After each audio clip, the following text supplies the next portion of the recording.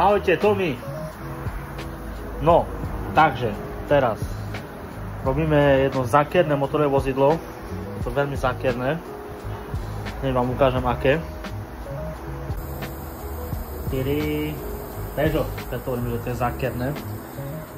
Keď sa pozrieme tu na takto, na rozvody, tak sú fajn, ako tak, že vyzerajú pekné všetko toto. Zákazníkovi bolo povedané, že pri kúpe auta, že boli rozvody menené. Je to šanca, pretože rozvody sú tu už dajko. Ale problém je ten, že auto neštartuje. A keď menili rozvody, podľa mňa nemenili ani vodnú pumpu, lebo tečie. A ukážem vám, že prečo auto neštartuje. Len si nastavím lampu.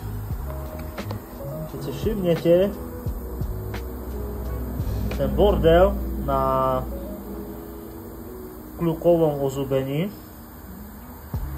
tak zistíte,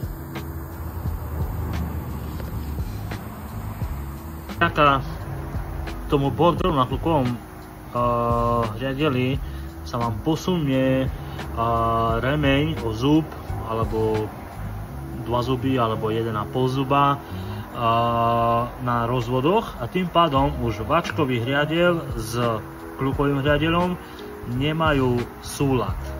Súlad hovorím preto, inak sa to volá v podstate iným názvom, ale nejde mi to na jazyk. V podstate to je jedno, proste nie sú v súlade nastavené a preto auto neštartuje.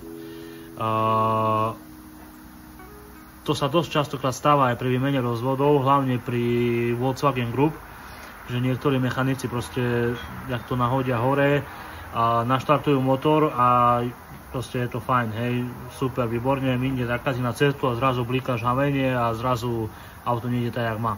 Väčšinou to je stále kvôli rozvodom, väčšinou, lebo buď to je zle poskladané, alebo proste je to zle poskladané. Ale čo sa týka tohto prípadu, podľa môjho názoru, keď vymeníme rozvody, aj s vodnou pumpou samozrejme, lebo tá je stará, to je vidno, tak si myslím, že to auto by malo ísť. Držte mi palce a v ďalších videách uvidíte naše pokroky, že ako sme s tým zákerným motorovým vozidlom skončili, pretože je dosť veľká šanca, že mi vypije krv, ale ja som len rád za to, že môžem takéto auta robiť. Čaute.